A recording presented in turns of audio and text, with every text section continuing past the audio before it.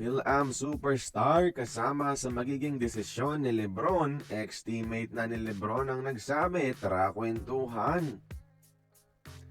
Bagong update na naman ngayon kay LeBron James sa free agency mga idol matapos ang leakage ng Miami Heat. Ngayon, ex-teammate naman ni LeBron na si Markieff Morris nagpasabog sa social media ng tweet na Harden to Phoenix, Jalen Green to Cleveland, Bron to Cleveland. Ngayon yan yung sinabi ni Markieff at walang explanation, no? Posible bang alam na niya ang mangyayari dahil isa siya sa mga malapit na kaibigan ni Lebron at siguradong may naririnig siyang balita?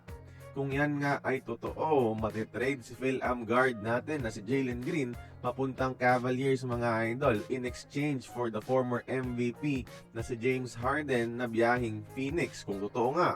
Mas athletic at mas magaling dumepensa na option nga naman si Green kaysa kay Harden mga idol.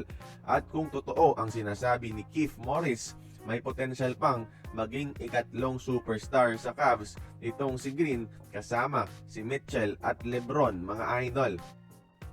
So Cleveland na nga ba ang final decision ni LeBron mga idol? Tingnan natin ha, isa ang Cavs sa may pinakakompletong roster ngayon kung saan nababagay ang isang LeBron James at literal na siya lang ang kailangan ng roster para mag-champion na ulit.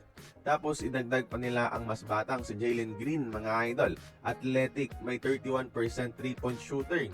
Tiyak, mas makakatanggap pa yan ng maraming open looks dahil kay LeBron. Pero tandaan natin mga idol, walang kasiguraduhan kahit sinabi pa yan ni Markieff Morris dahil nga wala ring context yung sinabi niya. Pero kung totoo, edi mas maganda, especially para sa ating Phil-Am superstar na si Jalen Green. Anyways, antayin na lang natin talaga yung final decision na galing na talaga kay LeBron.